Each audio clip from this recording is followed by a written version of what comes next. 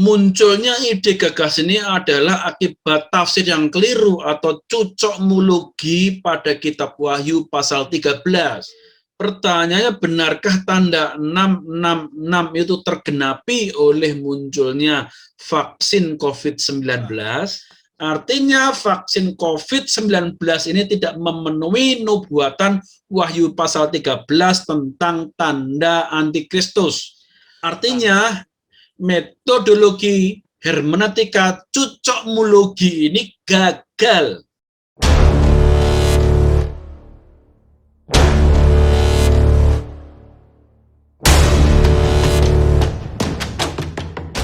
Video saya kali ini adalah membahas mengenai vaksin COVID-19 yang dikaitkan dengan tanda bilangan 666. Banyak jemaat atau orang percaya yang takut menerima vaksin COVID-19 ini dikarenakan ada sebuah informasi yang keliru, hoax beredar yang menyebabkan mereka mengalami kekhawatiran, kecemasan, atau ketakutan karena ada tokoh-tokoh agama, pendeta, atau para pendoa syafaat yang mengatakan bahwa vaksin COVID-19 itu mengandung gen antikristus dan mengandung chip antikristus sehingga setiap orang yang menerimanya akan dikuasai oleh antikristus. Mereka menyamakan vaksin COVID-19 ini dengan tanda bilangan 666 yaitu bilangan antikristus. Benarkah nubuatan bilangan 666 ini digenapi oleh vaksin COVID-19? Namun sebelum masuk dalam pembahasan lebih jauh, mohon dukungan saudara untuk berkenan subscribe, sehingga ketika saudara diberkati, channel ini pun juga makin berkembang dan bisa memberkati banyak orang. Mari saksikan paparan saya berikut ini. Apakah vaksin itu tanda antikris, yaitu tanda bilangan 666, Cik Sigma? Mungkin ada yang bertanya, memangnya ada orang-orang yang mengatakan atau mengajarkan bahwa vaksin itu adalah tanda bilangan 666 milik si antikristus? Jawabannya ada. Siapa mereka? Mereka adalah penganut teologi konspirasi. Inti berita teologi konspirasi bukanlah berita pembebasan lewat Injil Yesus Kristus, namun inti berita mereka adalah berita ancaman, ketakutan, dan kecemasan. Hermeneutika yang mereka bangun adalah hermeneutika cucokmologi. Apa yang dicocokkan atau dicucokkan di dalam hermeneutika itu? Yang dicocokkan adalah imajinasi jiwa gelisah mereka. Imajinasi mereka yang penuh dengan kegelisahan itu dicocokkan dengan ayat-ayat nubuatan dalam Alkitab. Jadi ayat-ayat dalam Alkitab dicari kecocokannya dengan imajinasi konspirasi mereka. Mengapa ada pemikiran yang salah seperti ini? Dari mana muncul gagasan bahwa vaksin COVID-19 ini adalah tanda 666 milik si antikristus? Kenapa bisa muncul ide gagasan ini dalam pemikiran para teolog konspirasi? Munculnya ide gagasan ini adalah akibat tafsir yang keliru atau cucokmologi pada kitab Wahyu pasal 13. Demikian bunyi Wahyu pasal 13. Saudara bisa pause video ini agar bisa membaca Wahyu pasal 13 dengan lebih teliti. Nah, Wahyu pasal 13 ini pada bagian akhir berbicara mengenai tanda 666, yaitu berbunyi demikian. Dan ia menyebabkan sehingga kepada semua orang kecil atau besar, kaya atau miskin, merdeka atau hamba diberi tanda pada tangan kanannya atau pada dahinya. Dan tidak seorang pun yang dapat membeli atau menjual selain daripada mereka yang memakai tanda itu, yaitu nama binatang atau bilangan namanya. Yang penting di sini ialah hikmat. Barang siapa yang bijaksana, baiklah ia menghitung bilangan binatang itu, karena bilangan itu adalah bilangan seorang manusia. Dan bilangannya ialah 666. Pertanyaannya, benarkah tanda 666 itu tergenapi oleh munculnya vaksin COVID-19? Untuk mengetahui apakah COVID-19 itulah penggenapan dari nubuat tanda 666 ini, kita perlu mengetahui kronologi munculnya tanda 666 ini. Jadi Alkitab menubuatkan kronologi peristiwa-peristiwa yang akan terjadi sebelum tanda 666 ini muncul dan dipaksakan untuk dipakai oleh seluruh orang di muka bumi. Kronologinya adalah demikian. Yang pertama, muncul binatang demonik dari dalam laut berbentuk macan tutul, berkepala 7, bertaruh 10, bermahkota 10 yang diberi kesembuhan dan kekuatan oleh naga. Kenapa diberi kesembuhan? Karena salah satu kepalanya itu terluka parah. Dan luka di bagian kepala itu menyebabkan nyawa binatang ini dalam bahaya. Tapi kemudian naga ini menyembuhkan dan memberi kekuatan. Peristiwa ini membuat dunia heran dan menyembah sang naga dan menyembah binatang itu. Kemudian binatang itu berperang terhadap orang-orang kudus dan menaklukkan seluruh dunia. Setelah itu muncul binatang yang lain, yaitu binatang seperti anak domba, tetapi perkataan seperti naga dari dalam bumi, yang menjalankan kuasa binatang yang muncul dari dalam laut. Binatang yang seperti anak domba namun berbicara seperti naga, dan mempunyai kuasa yang sangat besar, memaksa semua orang menerima tanda di tangan kanan atau di dahi. Tanda demonik itu sebagai syarat untuk melakukan kegiatan ekonomi. Nah, saudara, binatang demonik dari dalam laut itu berbicara mengenai sebuah kerajaan yang akan muncul. Lalu binatang seperti anak domba, tapi perkataan seperti naga yang muncul dari dalam bumi, yang menjalani kuasa binatang yang muncul dari dalam laut itu berbicara, dialah pemimpin dari kerajaan yang disimbolkan sebagai binatang yang muncul dari dalam laut. Jadi pemimpin binatang yang berperang terhadap semua orang kudus dan menaklukkan seluruh dunia adalah binatang yang seperti anak domba tetapi kata-katanya seperti naga. Binatang yang seperti anak domba namun berbicara seperti naga memaksa semua orang menerima tanda di tangan kanan atau di dahi. Tanda demonik ini sebagai syarat untuk melakukan kegiatan ekonomi. Namun untuk menerima tanda itu, seseorang harus menyembah sang naga, menyembah binatang yang keluar dari dalam laut, dan menyembah binatang yang seperti anak domba itu. Yang tidak mau menyembah akan dibunuh.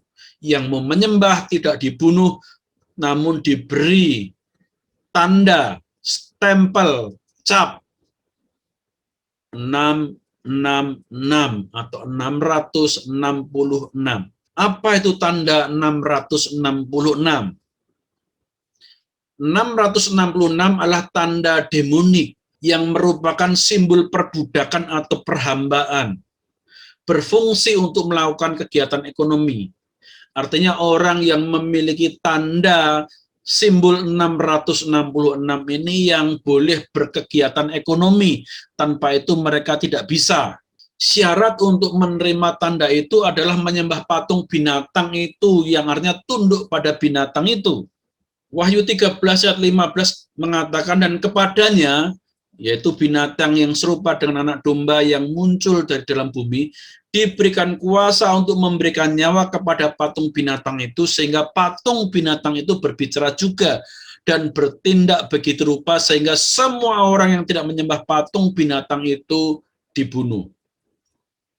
Lalu tandanya apa sudah menyembah? Ada bukti bahwa dia sudah menyembah, yaitu orang yang sudah menyembah binatang itu diberi tanda 666 di tangan kanan atau di dahinya. Yang tidak menyembah dibunuh, yang melarikan diri tidak diizinkan untuk melakukan kegiatan ekonomi. Jadi tanda bilangan 666 adalah bilangan nama binatang ketiga. Tanda itu diberikan oleh binatang atau antikristus kepada semua orang. Fungsinya sebagai tanda boleh menjual dan membeli. Dan syarat menerima tanda 666 adalah menyembah binatang ke-1, ke-2, dan ke-3. Yang tidak mau menyembah dibunuh. Nah, apakah kronologi yang mendahului munculnya bilangan 666 itu sudah terpenuhi? Nah, apakah nubuatan mengenai kronologi munculnya bilangan 666 yang diberikan kepada semua orang itu sudah terpenuhi? Belum. Apa tanda-tanda yang mendahului kemunculan antikris? Dalam Matius pasal 24 ayat 3-14 menyebutkan tanda-tanda yang mendahului. Yang pertama, munculnya Mesias-Mesias palsu, deru perang antar bangsa dan antar suku bangsa, mungkin perang dunia ketiga atau perang dunia selanjutnya. Yang jelas perang dunia ini melibatkan Israel dan Rusia. Berdasarkan Yeskiel 38-39. Muncul penyakit sampar. Salah satunya adalah COVID-19 ini. Nah, COVID-19 ini berdasarkan Lukas pasal 21 ayat 11 ini merupakan tanda awal kemunculan antikris. Belum sampai kepada munculnya antikris.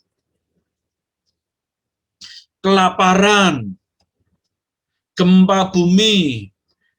Nah, peristiwa ini sejajar dengan 4 penunggang kuda dalam kitab Wahyu. Peristiwa-peristiwa bencana, penyakit, sampar, perang, gempa bumi ini menyebabkan dunia penuh dengan kekacauan. Ada kekacauan besar di bumi ini, tetapi dalam kekacauan itu Injil Kerajaan diberitakan di seluruh dunia. Nah, di tengah-tengah kekacauan itu barulah muncul binatang kedua, yaitu binatang yang keluar dari dalam laut. Laut berbicara kekacauan. Maka di langit memberikan kekuatannya untuk bisa lepas dari kekacauan sehingga tercipta keteraturan duniawi. Lalu muncul binatang dari bumi. Binatang yang muncul dari dalam bumi ini berbicara muncul pemimpin dunia dari keteraturan itu. Pemimpin dunia inilah yang memaksakan untuk memberikan tanda 666. Apa angka 666 itu?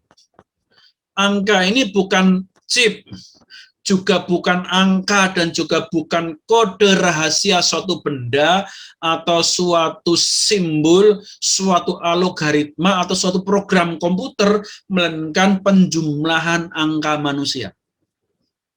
Angka seorang manusia ketika dijumlahkan dengan metode gematrologi, yaitu metode tafsir Yahudi kuno, maka jumlahnya 666. Nah, berdasarkan penjumlahan nama-nama kaisar yang memerintah Romawi, maka nama Kaisar Nero dalam bahasa Ibrani itu berjumlah 666.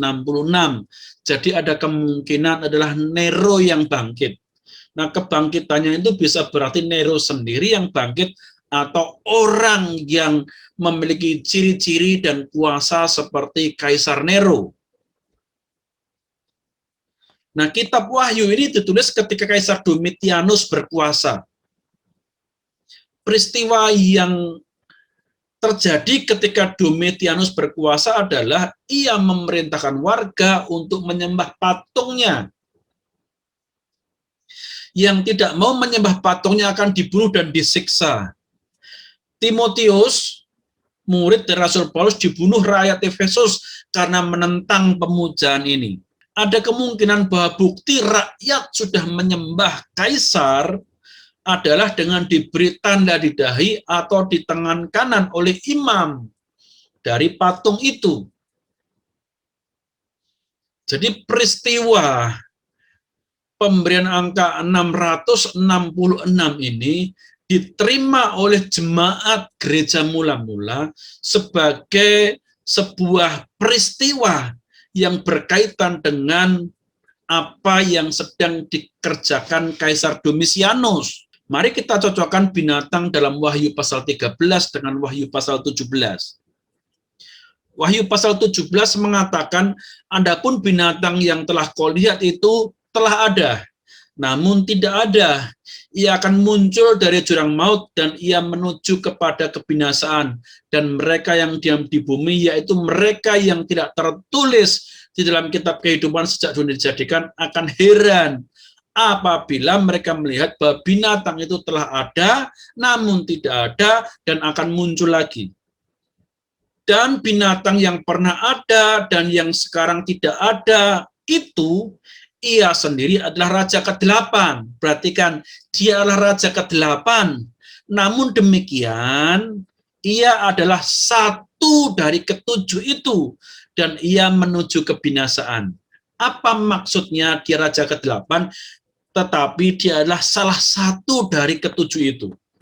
Dan ketika Wahyu ditulis, dia pernah ada, namun waktu kitab ini tulis dia sudah tidak ada dan akan muncul lagi sebagai raja ke-8.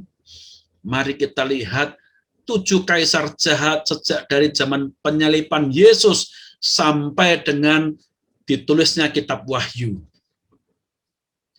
Yang pertama adalah Tiberius, itu zaman Yesus disalibkan. Lalu digantikan Caligula, Claudius, Nero, Vespasianus, Titus, dan Domitianus. Jadi 7 kaisar. Domitianus adalah kaisar atau raja ke-7. Memang ada 3 lagi raja yang lain, tetapi pemerintahan sangat singkat sekali dan tidak punya kekuasaan. Dan kemudian dia dijatuhkan dan cepat sekali digantikan. Tidak ada yang dia kerjakan yang berarti. Maka dalam kitab Wahyu tadi disebutkan dia berkepala 7, namun bertanduk 10. Jadi ada 10 raja, tetapi yang bisa menjadi kepala itu hanya 7 saja. Nah, perhatikan, raja ke-8 adalah salah satu dari ke-7 raja ini. Tetapi dikatakan bahwa dia telah ada, dan sekarang sudah tidak ada. Artinya pada zaman Domitianus dia sudah tidak ada. Berarti bukan Domitianus. Ke-6 dari raja ini.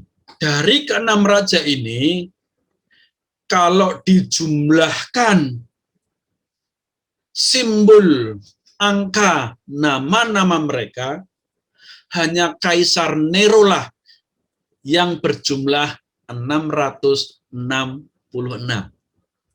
Kalau begitu, sesungguhnya binatang yang seperti anak domba, namun berbicara seperti naga, itu adalah munculnya Kaisar Nero. Entah Kaisar Nero secara fisik atau secara spiritualnya atau roh yang dulu menguasai Kaisar Nero, lalu berinkarnasi kepada raja yang ke-8 yang akan muncul di akhir zaman.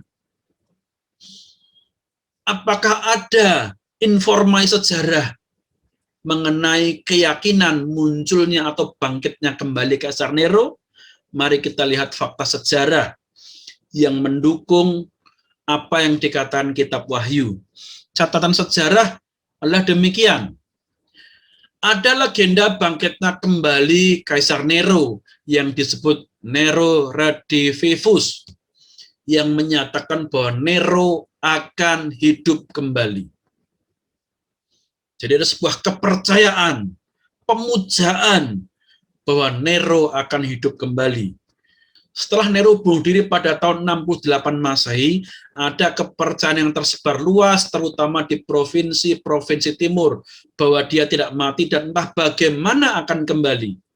Catatan sejarah seperti ini ditulis oleh Suetonius, Tacitus, dan Dio. Suetonius bahkan menceritakan bagaimana peramal istana telah meramalkan jatuhnya Nero, tetapi dia akan bangkit dan memiliki kekuasaan di timur. Dan memang setidaknya ada 3 orang yang menampilkan diri mereka sebagai Nero Redivivus, atau Nero yang bangkit kembali. Ini membuktikan bahwa gereja mula-mula yang membaca kitab Wahyu ini mendapatkan pesan bahwa Nero akan bangkit kembali, atau spiritnya Nero akan bangkit kembali. Dan kemudian apa yang diyakini gereja mula-mula ini mempengaruhi orang-orang lain, sehingga muncullah legenda-legenda yang mengikutinya. Bahkan kemudian ada orang yang mengaku sebagai Nero yang sudah bangkit. Jadi terkonfirmasi apa yang saya sampaikan, bahwa Wahyu pasal 13 dan Wahyu pasal 17 itu berbicara tentang Kaisar Nero, itu terbukti bahwa gereja mula-mula dan orang-orang Romawi setelahnya yang terpengaruh oleh berita kitab Wahyu ini mempercayai bahwa Nero akan bangkit kembali. Pertanyaannya, apakah binatang yang muncul dari dalam laut itu sudah menampakkan diri? Belum. Apakah sekarang ini binatang yang muncul dari dalam bumi sudah menampakkan diri? Yang tadi saya jelaskan sebagai spiritnya Nero? Belum. Lalu apakah penerima vaksin COVID-19 harus menyembah suatu objek tertentu agar diizinkan menerima vaksin COVID-19? Tidak. Apakah vaksin COVID-19 itu harus diterimakan di tangan kanan atau di dahi? Tidak. Bahkan sebagian besar orang malah menerimanya di tangan kiri atau di lengan kirinya. Apakah yang tidak terima vaksin COVID-19 tidak boleh menjual dan membeli atau akan dibunuh? Tidak juga. Artinya apa? Artinya vaksin COVID-19 ini tidak memenuhi nubuatan Wahyu pasal 13 tentang tanda antikristus, tanda 666. Artinya metodologi hermeneutika cucokmologi ini gagal untuk membuktikan bahwa vaksin COVID-19 ini memenuhi nubuatan Wahyu 13 tentang tanda antikristus, yaitu 666. Apakah tanda 666 tergenapi oleh vaksin COVID? Jelas jawabannya tadi adalah tidak. Tetapi mengapa bisa menuduh vaksin COVID-19 sebagai tanda antikristus? Apa sebabnya?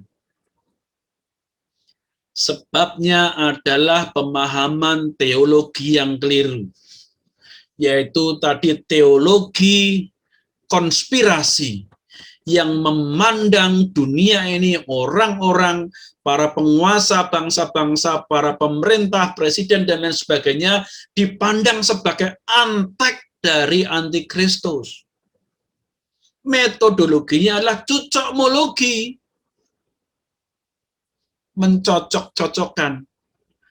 Alkitab dipandang sebagai teka-teki yang dicari kecocokannya berdasarkan zaman modern ini. Padahal tanda 666 itu adalah sebuah tanda yang ditujukan kepada jemaat di abad mula-mula. Maka untuk memahami tanda 666 itu seharusnya berdasarkan alam berpikir, pemahaman mengenai simbologi pada gereja mula-mula, bukan masyarakat modern zaman sekarang. Teologi konspirasi ini membangun teologi penuh dengan kecurigaan konspirasi dengan hermeneutika cucokmologi. Faktanya vaksin tidak disuntikan di tangan kanan atau di dahi, tetapi di lengan dan kebanyakan malahan di lengan kiri. Suntikan vaksin tidak pakai syarat menyembah binatang yang terluka dan yang tidak menyembah dibunuh. Artinya adalah vaksin COVID-19 tidak memenuhi kriteria sebagai penggenapan munculnya tanda 666, tanda bilangan antikristus. Kiranya apa yang saya sampaikan ini boleh memberkati saudara. Jangan takut, mari dukung upaya pemerintah untuk mengatasi wabah COVID-19 ini. Tuhan Yesus memberkati saudara semua. Amin.